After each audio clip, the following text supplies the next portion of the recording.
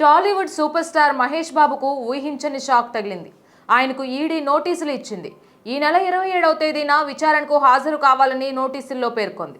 Surana group, Sai సూర్య developers వ్యవహారంలో మహేష్కు ED నోటీసులు జారీ అయ్యాయి. గత వారం 2 రోజుల పాటు ఈ సంస్థలో ఈడీ తనిఖీలు నిర్వహించింది. కంపెనీ ప్రమోషన్స్ లో భాగంగా సాయి సూర్య డెవలపర్స్ నుంచి మహేష్ బాబు 5.9 కోట్ల రూపాయలు తీసుకున్నట్లు ఈడీ అధికారులు గుర్తించారు. ఇందులో 3.5 కోట్ల రూపాయలు నగదు రూపంలో, 2.5 కోట్ల రూపాయల ఆర్జీఎస్ ట్రాన్స్ఫర్ జరిగినట్లు అధికారులు గుర్తించారు. ఈ నేపథ్యంలోనే హీరో మహేష్ బాబుకు ఈడీ నోటీసులు ఇచ్చింది. ఆయనకు చెల్లించిన ఈ రెమ్యూనరేషన్ పై ఈడీ ఆరా కూడా తీయనుంది.